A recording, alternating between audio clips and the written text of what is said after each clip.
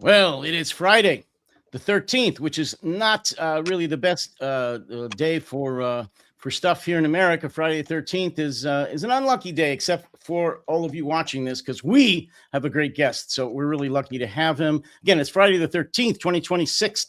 This is the latest episode of what we call the Dictators, we being Jonathan Fink and I, my co-host here from the Silicon Curtain on the Dictators. And today we have a very special guest who's been interviewed by both of us several times, Tim Ash. Tim is a friend. He is an economist by trade, specializing in international trade. He is an expert on the Russian sanctions. He writes and speaks frequently about the war in Ukraine. He just recently returned from a trip to Turkey. And since we don't really talk enough, in my opinion, about Turkey and it being central to a lot of what's going on, a linchpin to what's going on in Ukraine and in Europe, I thought we would talk about that. So anyway, Tim, welcome to, again, what we call the Dictators. Great. Pleasure to be here again. And as I said, let's start off. You just recently returned from a several-day visit to Turkey. And as I said, I at least don't talk enough about Turkey and in terms of its importance in not just international affairs, but specifically with the war in Ukraine and its relations with both Russia, NATO, and Ukraine. So if you could just tell us a little bit briefly about your trip there, what you've learned, and maybe why is Turkey so important to what's going on right now in the world, specifically in Europe? Yeah, sure. No, look, I've covered Turkey 25 years, not quite as long as Ukraine. I'm a frequent visitor. I write a lot on Turkey, mostly about macro and I guess geopolitics. And there's always very interesting politics going on around Turkey. I guess what is kind of interesting is, if you go back 3 to 4 years, actually a bit longer than that, if you go back to obviously President Erdogan, his former prime minister, Davutoglu, former foreign minister, had this kind of line. The foreign policy was about trying to have no problems with any neighbours, and it was kind of famous last words for Davutoglu because very soon they had problems with all the neighbours, essentially. I mean, if you remember, falling out with Assad, difficult relationships with Europe, with Greece, obviously in the Russia-Ukraine war, and also challenging relationships with the US. Remember, Pastor Brunson, if you remember that one, Turkey getting thrown off the F-35 program because it decided not to buy Patriot missiles, to buy S-400s. I mean, complicated relationship. And, actually when the war in Ukraine hit, I was pretty critical of Turkey of not abiding by or not joining the Western sanctions effort on Russia. And I guess it got a lot of criticism and accusations of trying to get round sanctions. Actually, I've what's the word I'm looking for? I've kind of nuanced my view a bit, and in terms of, let me explain it in a little bit sort of more detail, really. But what's interesting now, if you go back, you come over 4 years, and now, whereas Erdogan had lots and lots of problems with many of its neighbours, suddenly, it has. Turkey's kind of central to, a lot of efforts by countries.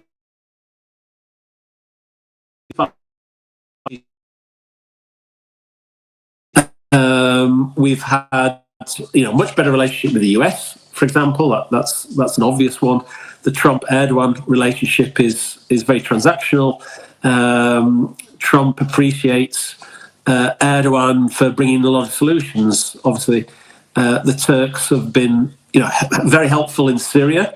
I mean, the whole Syria scenario now has changed, right? I mean, obviously, Turkey took some risk in terms of pushing al-Shara, took opportunities provided by Israel's, I guess, attacks.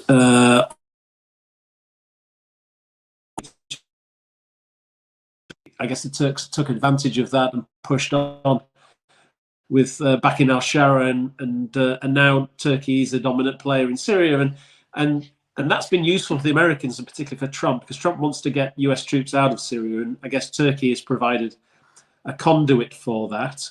And also, if you think back a few years, Turkey had difficult relationships with various Gulf states, particularly Saudi Arabia after the Khashoggi incident. And now suddenly Erdogan is in Riyadh. He's the guest of the Crown Prince. He's also jetting off to Cairo. I mean, we had back-to-back trips by Erdogan to both Saudi Arabia and Cairo, and the relationship between sort of the Egyptian administration and Erdogan has suddenly rosy again, which is pretty extraordinary. Remember, the Egyptian administration didn't particularly like Erdogan's push and support for the Muslim Brotherhood movement and political Islam in particular. But all that seems to have been set aside, and I guess the reasons for that are numerous, but particularly, concern about US policy. Is the US dependable? We obviously, with particular reference to Saudi Arabia, we obviously had Israeli strikes on Qatar against Hamas, obviously, which really unnerved the Arab states, and we've seen efforts now to deepen ties within the region and slightly beyond. We had the Saudi-Pakistan strategic relationship. Actually, Saudi, I guess, wanting to benefit from the Pakistan nuclear umbrella.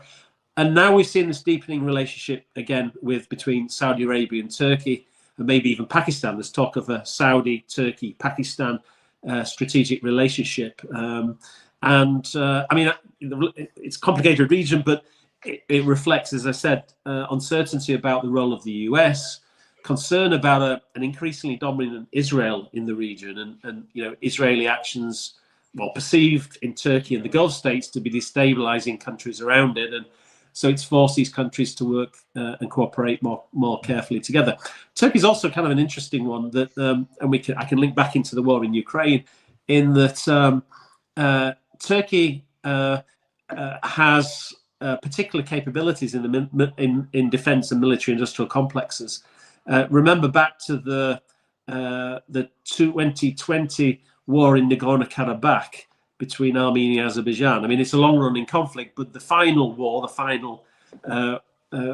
was driven. It ended up in Azeri success, but driven by the use of Turkish drone technology, which was game-changing against Armenia. I mean, helped by the fact that Russia was involved in the war in Ukraine. It struggled to counter the Azeri push against Armenia, even though Russia has a defense pact with Armenia. It wasn't able to honor it because Russia was stuck in the war in Ukraine. And Turkey and Azerbaijan took advantage of that to impose a defeat ultimately on Armenia.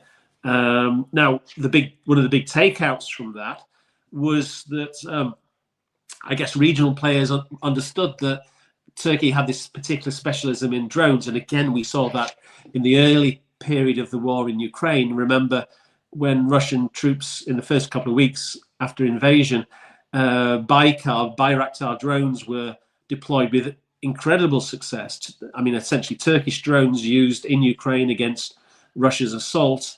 And it was a great advert, actually, for Turkish defense and military industries that now is giving Erdogan leverage both diplomatically but also strategically. Countries want to talk to Turkey because Turkey can offer solutions in the military industrial complex. And also, I think related to that, there is a push by many, including myself, in the face of the war in Ukraine and the weakening US security backstop for Europe actually to deepen defense ties with Turkey. If you think of the challenges that Europe now faces, this Russian aggression, the fact a desire to reduce Europe's dependency on the Americans, Turkey can fill a lot of holes. Obviously, it's a NATO member, but it has a huge army, experienced military. If the coalition of the willing wants to put a significant force on the ground in Ukraine to police any peace deal, the Brits and the French can put a few thousand on the ground. The one country in European NATO that can actually provide tens of thousands of troops is Turkey. 400,000 regular troops, another 300,000 reserve troops, hundreds of tanks, armored personnel carriers. It can fill a lot of the gaps in Europe's defence in this intervening period before Europe steps up its own defence spending and military industrial production. It's also, Turkey can make tanks, again, armored personnel carriers, shells. I mentioned drones in scale. And actually, the Europe's 155 millimeter shell program, there was a lot of fanfare about the Czechs coordinating it. Actually, a lot of the production was in Turkey. And so again, look, in the end, all roads kind of lead to Turkey one way or another. Key for Europeans' defense. Turkey has been pretty instrumental in helping Ukraine in its defense. Turkey has helped the US in terms of solutions in Syria. It's also been working actively behind the scenes to bring peace in Gaza. Turkey's a member of Trump's peace board.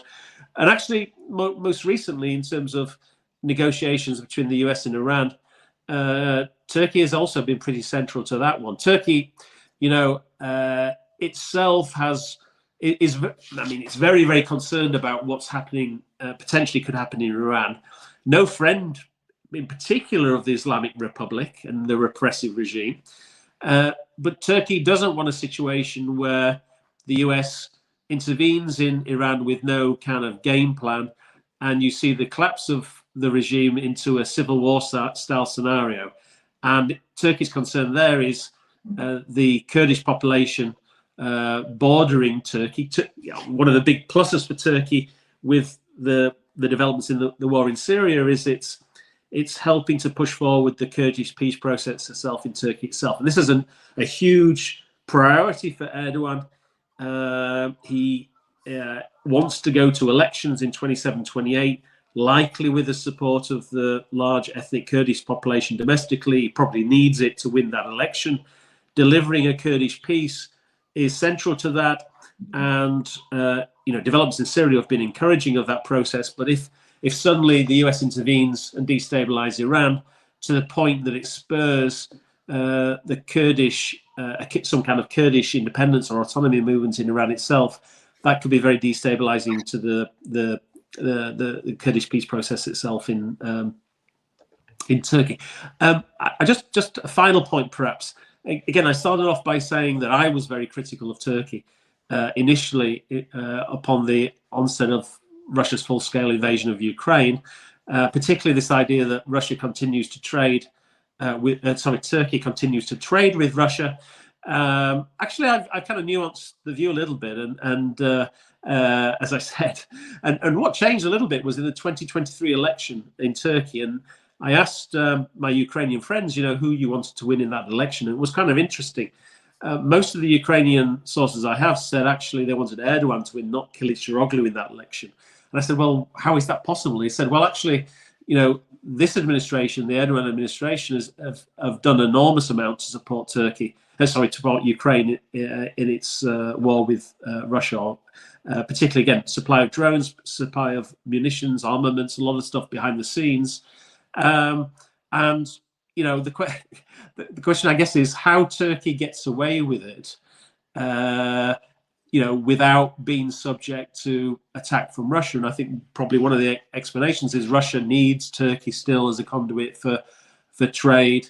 There's a quid pro quo there, but ultimately the Ukrainians, I think, really, really value the relationship with Turkey, what Turkey's done to help them in their war against Russia. So anyway, I've gone around the houses quite a lot there, but Turkey is at the moment pretty central to so many geopolitical themes going on: war in Ukraine, Europe's defense, peace process in Syria, negotiations about some kind of deal on Iran, but then a more broader sort of Gulf, Middle East, Eastern Mediterranean security arrangement as well, which is kind of interesting. Also, obviously, the peace in Gaza is another part of that story, right? So everyone wants to talk to Erdogan at the moment, or his foreign minister, Hakan Fidan. That's excellent. We've lost your video, it seems, Tim. I don't know if there's any way to we've got some general that. glitches going on here today. I've even popped in and out, but Tim, we hear you fine, but we've lost your video. So if that's okay with you, otherwise you might want to reboot. I don't know if that'll bring you back, but right now we've got you solid on voice, but can't see you. I'm afraid I can't hear you. You can't hear us. We might have to remove and add again. Okay. Let me. I'm gonna try to remove and make Tim come back. So pray that my magic act works here. Hello. How's that? Hello. Any better? Can you hear us again now? Can you hear? Can't hear you. Maybe try this. Still can't see him, but no, we can't see him. Well, I'm gonna move that discussion still sort of Turkey adjacent. But when we do get him back, I'm going to ask about Ukraine's strikes against shadow vessels close to the. Just so you know, I'm not being rude. Yeah. I've muted him while he reboots. He will come back. Yeah. So please, John, he will come back. Yes. But yeah, it's clearly Ukraine has to tread carefully in tackling the Grey Fleet, especially when it is in close proximity to the Turkish coast, for instance, and not to overtly bring the war into Turkish territorial waters. So I think that's a good one to sort of tackle next. I'm also keen to ask Tim about his take on the highly performative, possibly hollow peace process. I think that's one that would be very useful to get his view on, especially given the kind of discussions he has with policymakers and those in the sort of corridors of.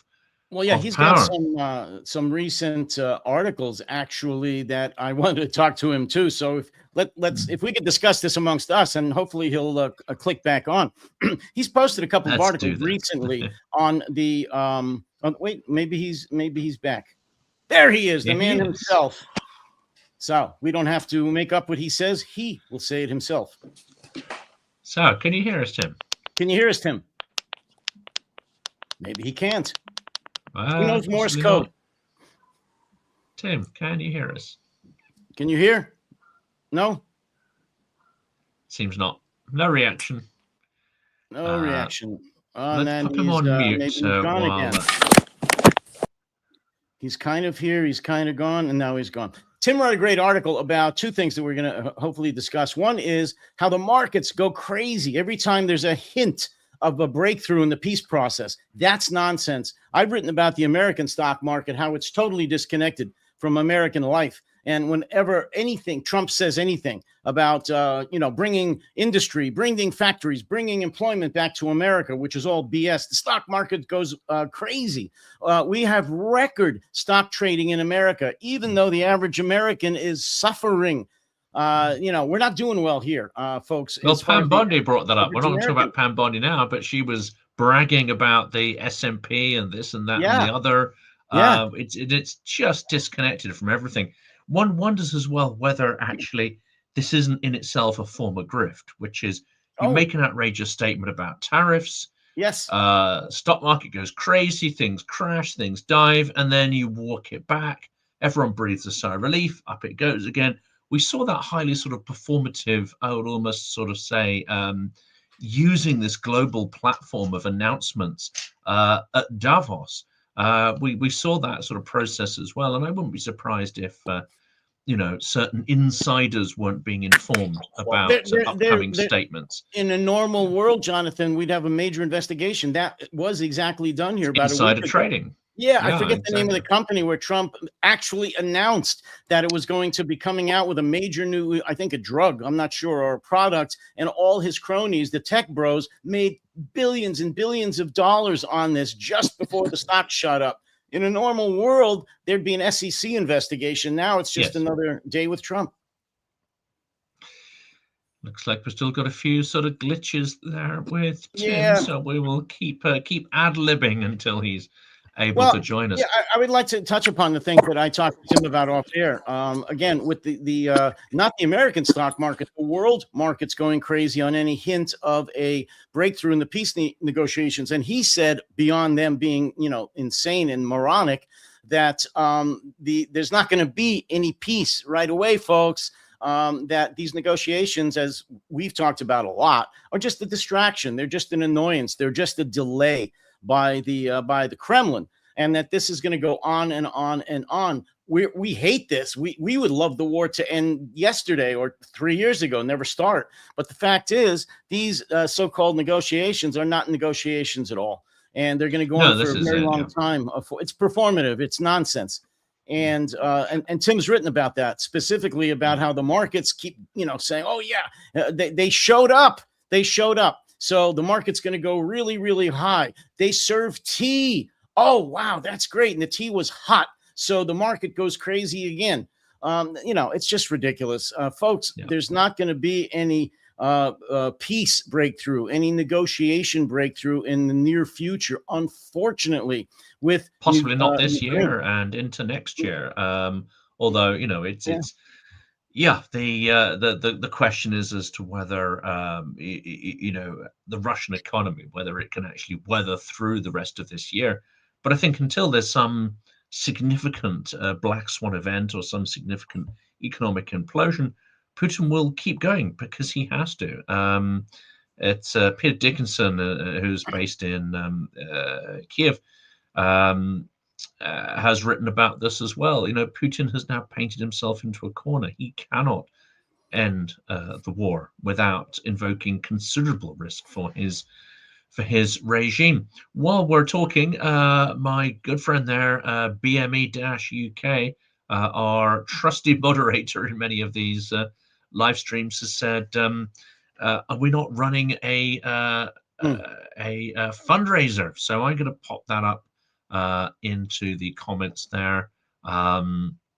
It's still the Christmas campaign, but it's very close to its target, but it's worth just sort of mentioning that so we can get that one over the line. Jonathan, We've already you just returned from Kyiv. I have to get that in there. I mean, you're my hero. You've been dodging Russian drones and missiles for over a week or so. Tell us a little bit, a summary about your visit to Ukraine. What did you hear, see, and what did you learn?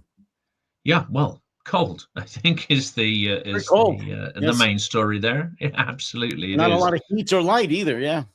No, exactly, and it's worse for some people in some areas. Yeah. The impression I got is people have to carry on, but when you talk to them privately, this phrase, Ukrainians are resilient. It's something that we use a lot, but if we use it in an unthinking way, it now becomes something of not quite an insult, but it really grates because they have to carry on. They've got no choice about it, and yet the conditions are incredibly harsh for many people. Privately, many people who put a brave public face on things will tell you that their elderly parents are sick, will tell you that their children are sick because they're having to live in these cold temperatures day after day, and they're not necessarily getting hot meals, and people can't afford to go to cafes all the time, as foreigners might be able to do. And even then, the generators often go down, even in the cafes and public places. So it's the story behind the headlines and even behind the activism is that it's incredibly tough on people.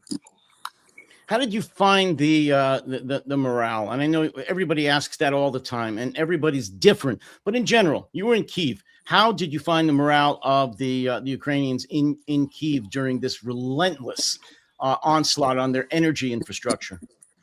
I think there's a sense of exhaustion. Absolutely. It's 4 years, and this is maybe the harshest winter so far. But also there's the sense that there's no option. I sometimes think that the psychological impact of Trump's games is actually worse, perhaps even than the cold and the missiles, because what Ukrainians don't like is BS. They don't like the sort of hollow performative nonsense. They don't like being bullied. They don't like being manipulated. And above all, they don't like lies.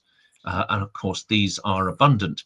Also, the sort of hollow rhetoric of many Europeans, especially Mark Rutte. I think I got a sense of almost universal irritation that he came over and did his little performative stunt in front of a ruined power station. People are angry about that. Those who are grandstanding or supporting their own political profiles by using Ukrainian tragedy as a backdrop. It's annoying. If people come with actual support, that's different. They're welcome with open arms. But if they use it in a manipulative way, then frankly, I think Ukrainians are sick and tired of that, as well as Trump's games. So it's all round. I know we point the finger at Trump all the time, and rightly so, but there's huge hypocrisy amongst so-called democratic allies across Europe as well. Boy, does Mark Rutte make me enraged. Not just that stunt, of course, but his comments about how weak NATO is, how they couldn't possibly go it alone. I mean, just giving Russia their talking points, and this is the head of NATO. But I've been against old Mark for a long time, and I understand he wasn't exactly a very popular, was he prime minister of the Netherlands, that he not the most popular guy, and he's definitely not the best head of he's a diplomat, right? NATO. He's a manager. He's someone who's put in there to sort of flatter people's egos and keep things together. But what we need is leadership now. Is Tim there? I can sort of hear background noises. Tim, can you hear us? Yes, sorry guys, I am back. You're back. Sorry, there we weren't. We hear you. Yeah. I thought you were not eating lunch or something. It sounds great. Let's fire another question at you. Yeah, if you can hear what I was going to ask there is Ukraine having to be quite mindful then, because it has hit some grey fleet vessels. It has struck some that are close to, or I believe even in Turkish territorial waters. Isn't that, aren't they on a bit of a knife edge there? And are they having to be quite mindful not to push Turkey out of its so-called comfort zone? Yeah, I mean, that was a bit sensitive to the Turks. Obviously, energy security is important for everyone. Also, the Kazakhs, remember, they hit a couple of the CPC pipeline moorings, or one of the CPC pipeline moorings in Novorossiysk, and the Kazakhs were fretting. I think there's 3 or 4 moorings, and one was out of action for renovation, and then they hit this one, took that out of action, so they were relying on one. And that really disrupted energy supply, or oil exports out of Kazakhstan. And that strained the relationship a little bit between Kazakhstan and Ukraine. And obviously, those exports are important to supply Europe with alternatives to Russian energy. So anyway, whatever. I mean, that's I guess that the Ukrainians were signalling, I guess, that they had some cards, right? I mean, they have options. They can certainly, in terms of naval warfare, they have the ability to hurt Russia wherever it is, right? And so that was going on. I think now it's calmed down a bit, and obviously there's been more action by the US and actually European NATO countries. I mean, the French and the Brits boarded some shadow fleet vessels in the Mediterranean and I think in the North Sea as well. So, I mean, there's been less. I think that the Ukrainians have done less of that recently. But as I said, I mean, Ukraine has proven through the remarkable ingenuity of its innovation and military tech that it can hurt Russia at range. And I guess this, as you mentioned already, I mean, the brutal Russian attacks on Ukraine's critical infrastructure, civilian critical infrastructure over this winter, would suggest that Ukraine will want to hit back hard going forward. I just saw today, and they're doing exactly that, Tim. And I think they're doing a wonderful job in Belgorod.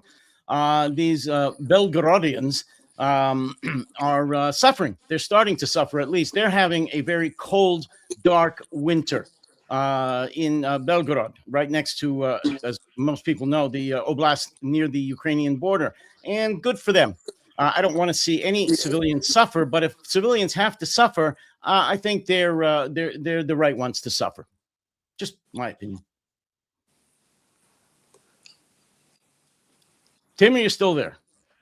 Yes, I am. I mean, you've made the comments. I mean, oh no, that's okay. I usually make those kind of comments, and I deafen people. There's really no. But is it strategic? I mean, it's nice to see Belgorod suffering. They've moved on to some of the neighboring towns there, which I guess strategically could disrupt some of the frontline activities of Russian logistics and so on. But is that really going to move the dial, Tim, or is it only strikes that take out substations around Moscow that's really going to move the dial strategically for Ukraine?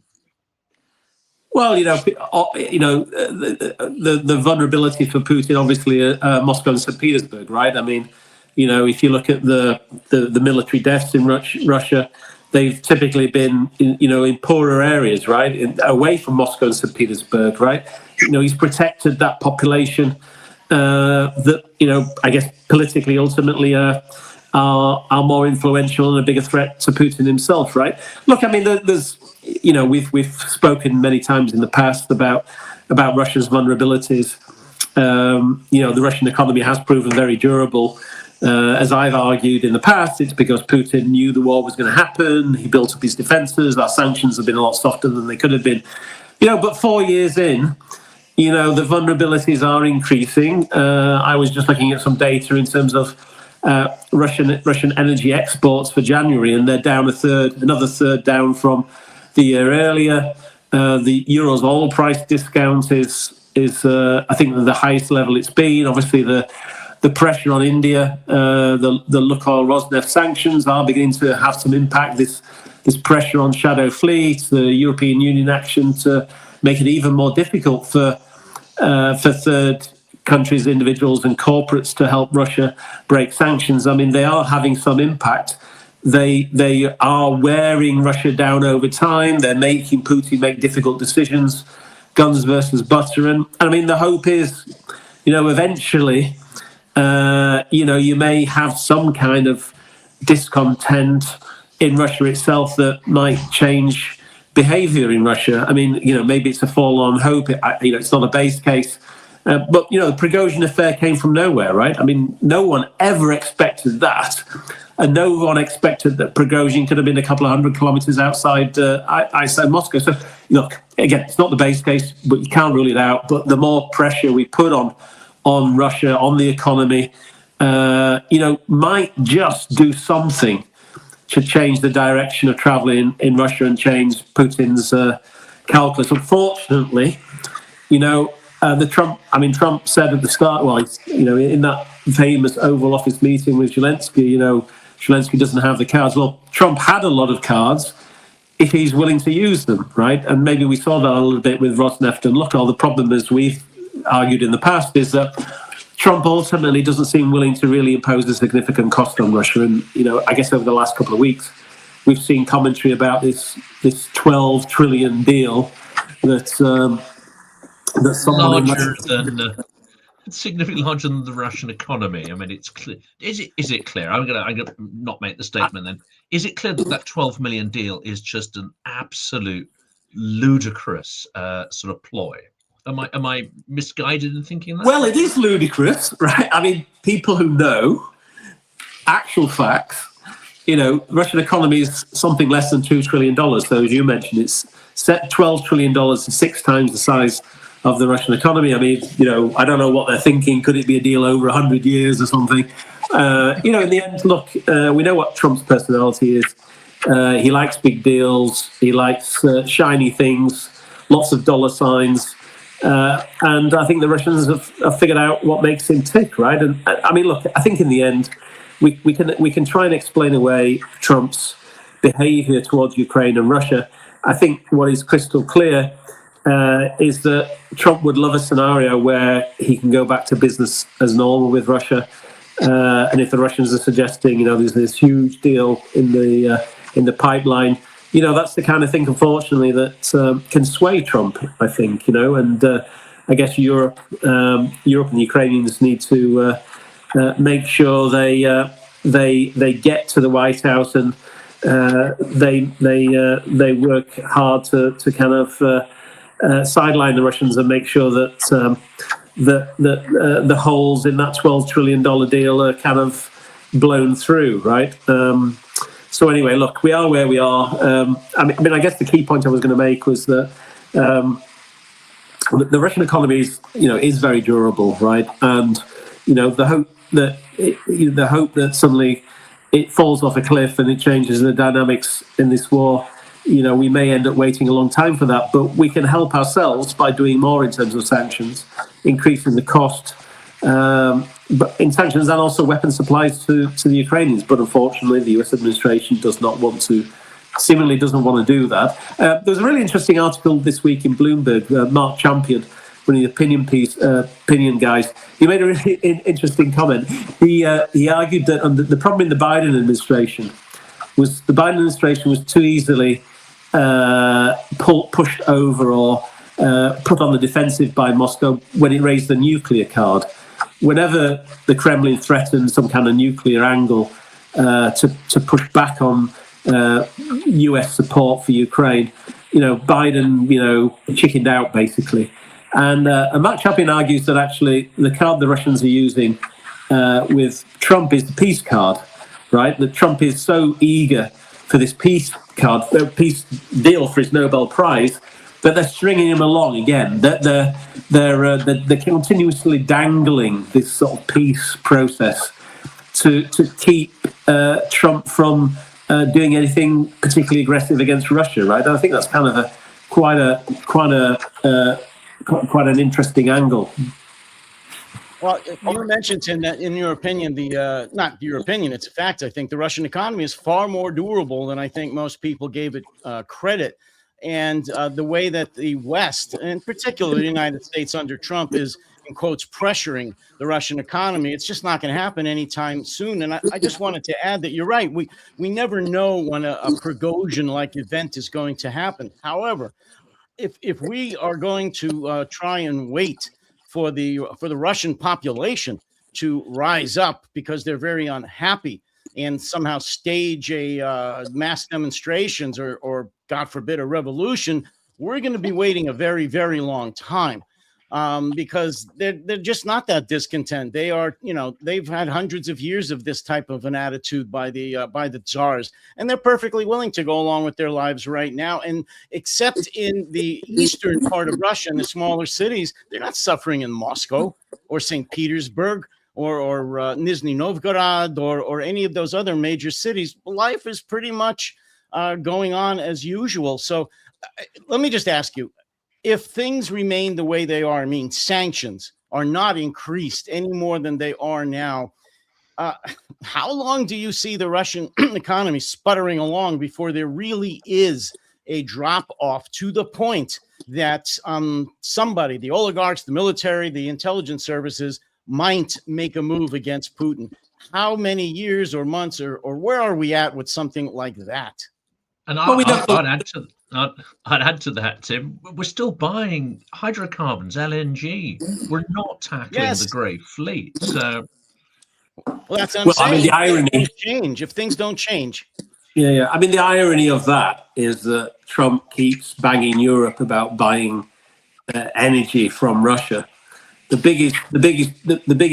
two biggest purchasers of Russian energy are actually Trump's allies, Hungary and Slovakia, right? I mean, the irony of that, whatever. I mean, in terms of we don't know. We don't know, how close the Russian economy is to cracking and the political establishment and whatever. We just don't know. The Prigozhin affair, it could be next week. It could be 10 years from now, right? We simply don't know. But what I would say is that we can do a lot more. I mean, look, in the end, it's about increasing the cost and risks to Putin of continuing the war. It's about increasing arms supplies to the Ukraine to increase the casualty rate of Russia and Russians in this war. And then obviously tightening sanctions to increase the economic cost. I mean, that's the solution. That's the answer to getting Putin into a serious negotiation phase or ensuring he loses, right, and pushing Russians to come to the realization this is a losing strategy, right? I mean, it is remarkable, that, I mean, the latest data suggests, 35,000 Russian troops killed or injured in the last month or so, or each month. And I think in the whole of the war in Afghanistan, the Soviet war in Afghanistan, I think 15,000 Soviet troops were killed. I mean, that's extraordinary, right? Like a double casualty rate per month. As for I think it was 4 years or maybe more in the war in The Afghanistan. figures actually spiking up, I believe, as the saturation of Ukrainian drones intensifies, and that's not really covered so much in the media. But Ukraine is actually increasing its drone capabilities and effectiveness, and one assumes lowering the ratio of casualties to, or improving their ratio of casualties to Russia. But we don't have those sort of figures. Yeah, I mean, I was listening into you a little bit earlier when I had my technical problems, and look, I mean, I think the reality is this negotiation is ridiculous, right? I mean, we'd all agree that I mean, Trump, famously said this war was easy to resolve in the run-up to the U.S. presidential elections. Talk about he could resolve in 24 hours. Then he wins the presidency, talks about 100 days, then it's by Easter, then it's by Christmas, and now we have this June deadline.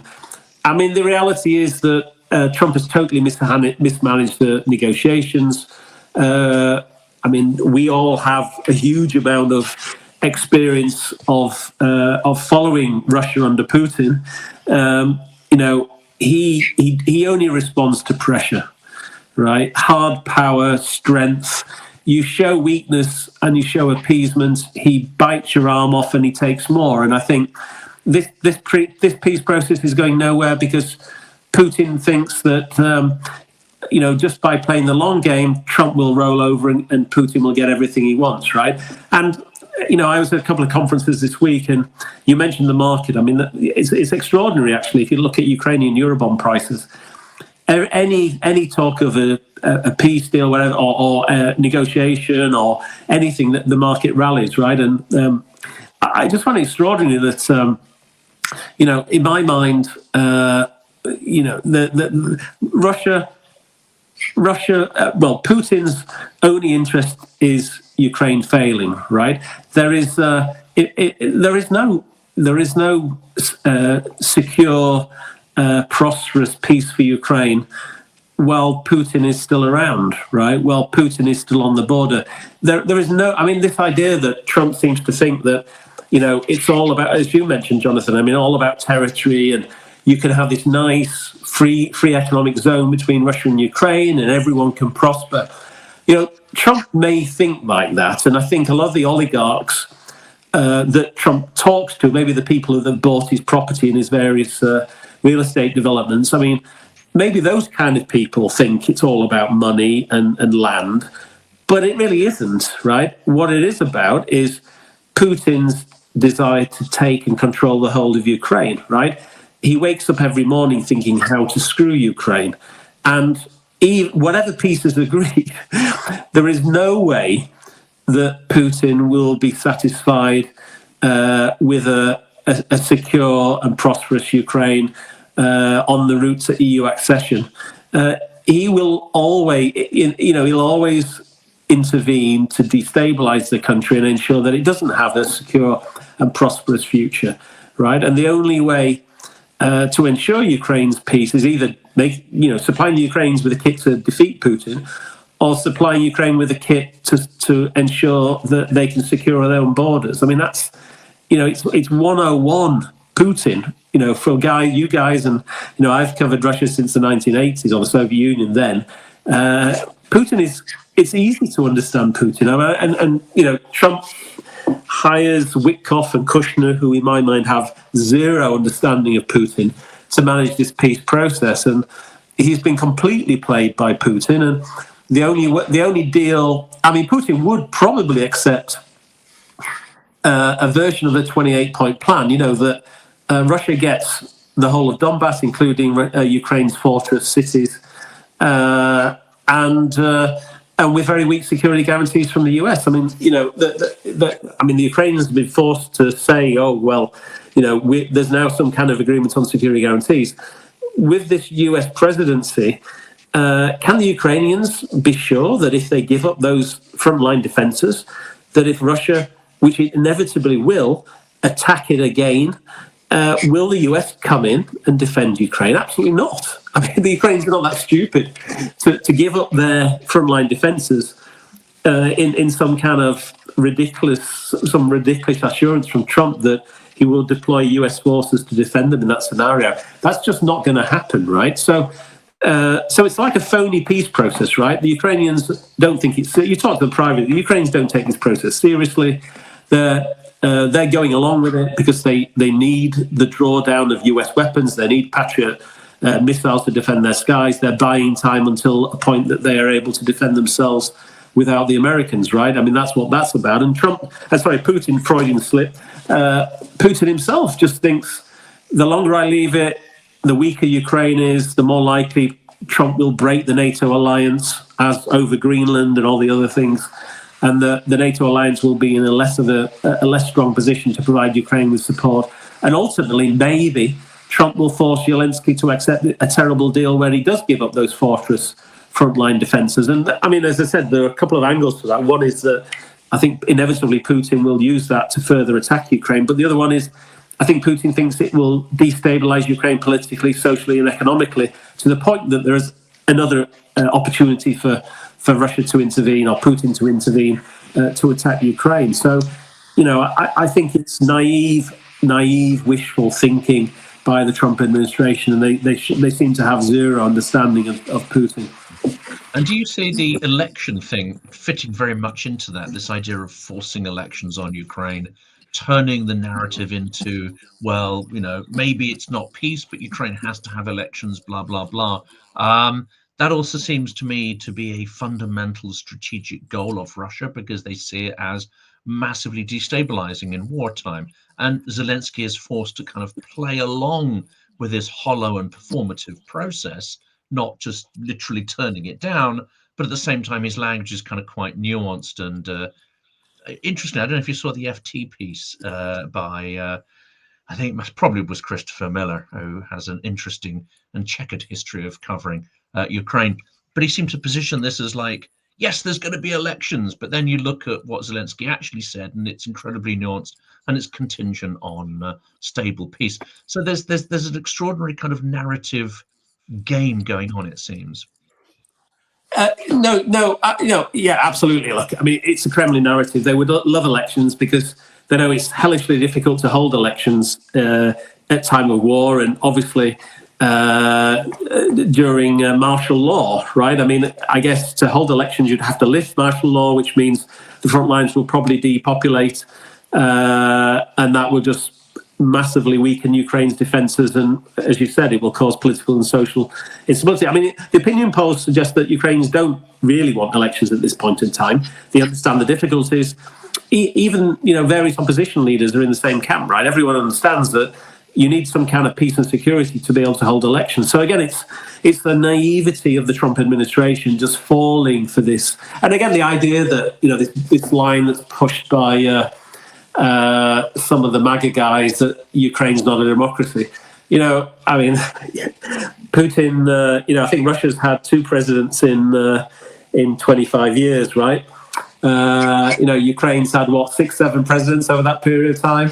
Being cynical, they've had 1.5 presidents. Yes. Well, 1.5 presidents, obviously the job swap, right? So, I mean, Russia's hardly a beacon of democracy, and obviously the Trump administration is not pushing for early elections in Venezuela either. So it seems to be very selective. The Trump administration seems to be very selective in its pushing a democratic agenda. I mean, notable that various Trump administration people are going to Budapest over the next few days, just prior to the elections in Hungary, and the gerrymandering of the Hungarian political system to ensure that Viktor Orban wins another term is pretty extraordinary.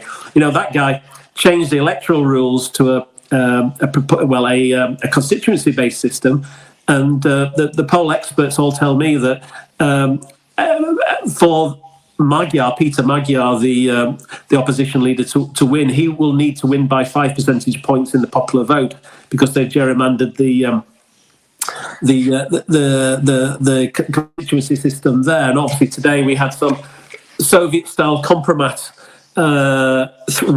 threatened on Peter Magyar. Magyar has a 10-point lead over Orban at this point in time. So clearly Orban is scraping the barrel. But I don't see the Trump administration guys complaining about democracy in Hungary particularly, although I think there's much reason to focus on the fairness of that particular election coming up. No, they went over there to learn how to do it here. They're copying his plan. That's exactly what's going on here with the gerrymandering. Let me ask you this. You talked about the only solution to the war in Ukraine. And it's clear to anyone with half a brain, I think, is that we need to arm Ukraine. We need to supply them with all the armaments, with all the drones, with all the ammunition, with everything they need to win. And they would have won if we did this 4 years ago. What do you think, Tim, about all of the money, the funds that Europe has now promised to Ukraine? Do you believe they're actually going to fulfill those promises? Little bit of an audio glitch there as well.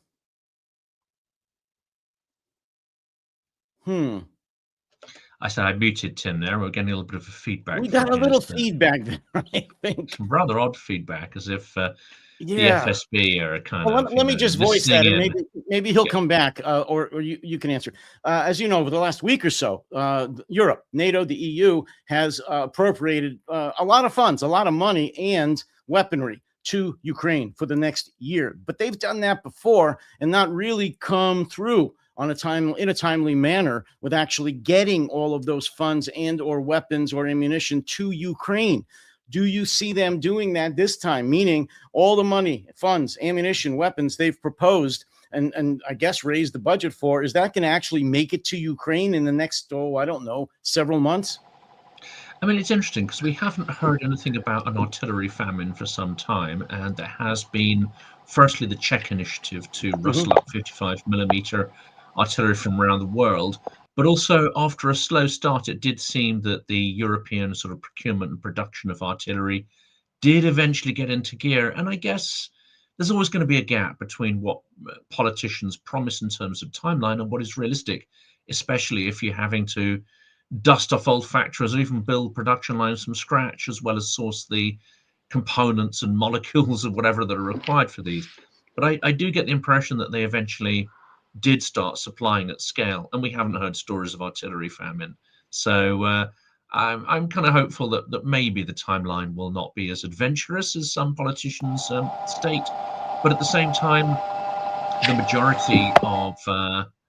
majority of casualties being inflicted on Russians are inflicted by drones, and the majority of those drones are manufactured in Ukraine by Ukrainians. So I don't think it's quite where we were 2 years ago, where Ukraine was entirely, I would say, in some ways dependent on its Soviet stocks of stuff that was dwindling and on European support. They've now realized that if they need to survive, they have to primarily take the responsibility for themselves. We're also seeing many Ukrainian manufacturers of drones cutting China out of its supply chains and starting to source its own components, including the electric motors and some of the more complex parts. I spoke to one charity where they said, the component that was the most difficult to swap out was the cameras, because what they really need is high resolution cameras, which only China produces at a reasonable cost per unit. Well, Ukraine is now starting to produce high res cameras for drones, so they can finally get that out of the supply chain as well. Major story just a few days ago about Ukraine signing a big deal with Germany to make drones. Yes, and I think those co-productions are critical. We got Tim back, so for the first few minutes, we just have a few minutes left. So jump in, please. The question was, is Europe going to put its money where its mouth is? They've come up with a lot of funds in the last few days in the meetings, funds, money, ammunition, all this good stuff that they intend to give to Ukraine.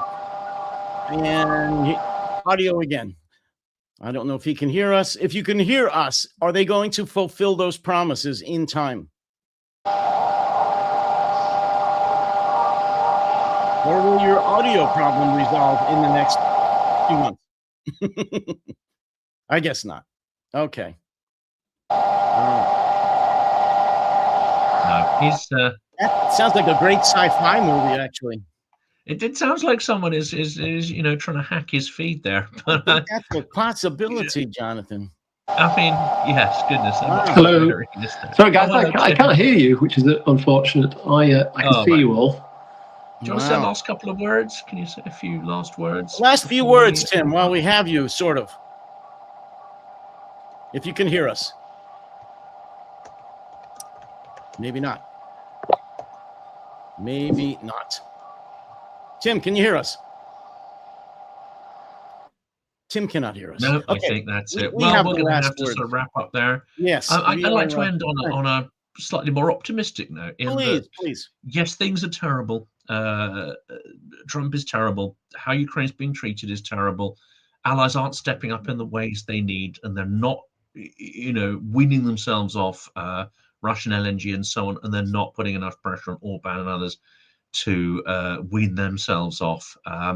So a lot more needs to happen, but at the same time, Ukrainians are taking that responsibility in the realization that really no one is going to save them if they don't save themselves.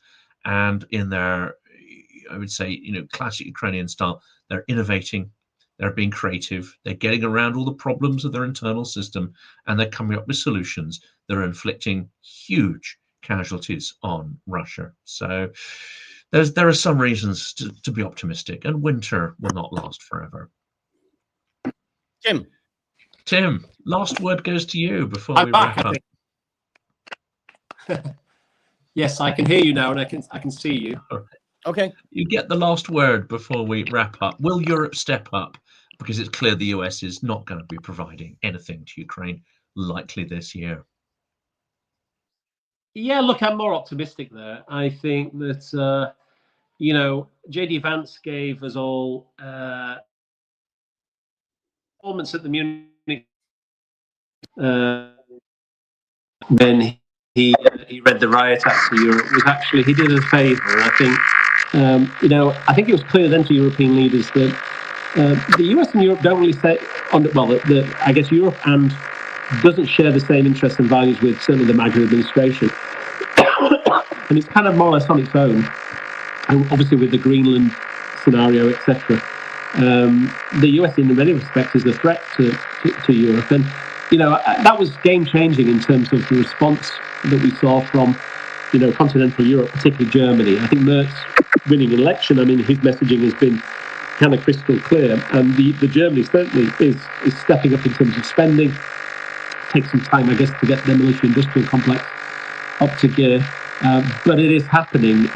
Obviously there are laggards in Europe, Southern Europe in particular, I guess, doesn't see the threat from Russia as seriously because obviously they're some far distant from the front lines. But, I think the Scandis, the Poles, the Germans, the Dutch, the Brits, we all get it, actually. And individual countries are in different problems. UK, for example, France, obviously we have weak economies, public finances are not in a great shape, and that constrains what we can do. But I think there's a clear understanding, and particularly, as I said, in Germany, I mean, like a sea change from 2 to 3 years ago in terms of the risk perception from Russia, and the understanding the Americans are not there and they've got to step up. So, it is happening. Spending is increasing. It takes time to get military-industrial complex into gear. Populations, I think there needs to be education campaign.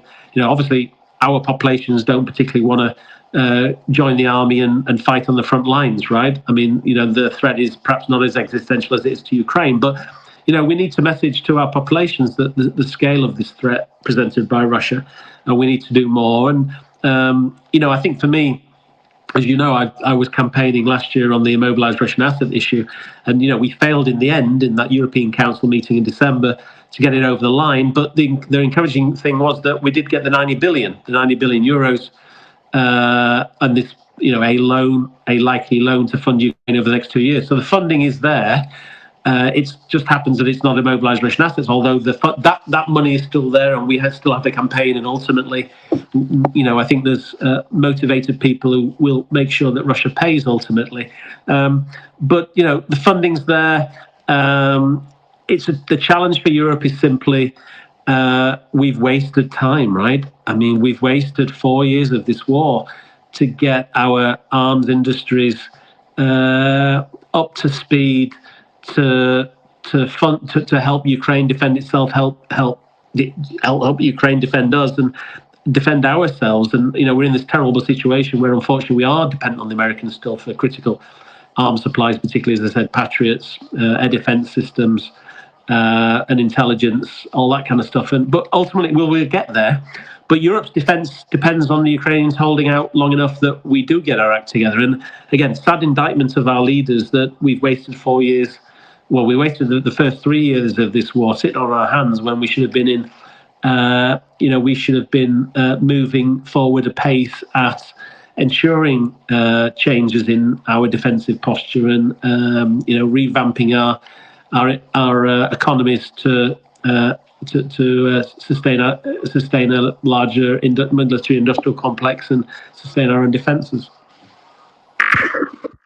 I think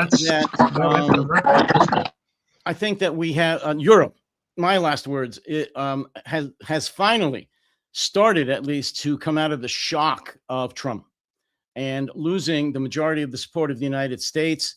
And I think we're seeing that reaction to coming out of the shock. I'm optimistic that 2026 is going to be very, not very, but positive, and that Europe is going to take action, is going to do the right thing, is going to allow Ukraine to hang on to the point of either being victorious in the long run or at least getting what they need out of the whatever negotiations finally take place. And I'll have to leave it at that. Yeah, my final word on this is we're just starting to confront, and only just starting to confront, the so-called kinetic threat that Russia represents. Yes. And we are still very behind the curve on drones and EW, Yeah. but we're getting started. The trouble is, we know that Russia, if it meets a barrier in one direction, it probes in other directions. So I think we need to watch out for cognitive and informational warfare, which is going to step up massively this year as they try to destabilize our society. So that's my word there. That's a watch out for future episodes that we're going to cover. And I think we should try and get some experts on this so-called cognitive warfare onto our discussions, because it's a super important topic. Apologies, of course, for the technical glitches, but that's just something that happens. Hopefully it won't happen again, but you never know. But I want to thank everyone for watching this, both on Silicon Curtain, on Protecting the Republic, on our YouTube channels. For those of you that made comments, thank you very, very much. Subscribe to Silicon Curtain, subscribe to No Delusion Zone. It helps both of us carry on and make these live streams, as well as our other podcasts and other presentations. So again, thank you very much. We'll be back here next week, Friday, at the same time as this, with another episode of the Dictators. So again, thank all of you, and Jonathan, we'll talk soon. Talk soon. Look forward to it.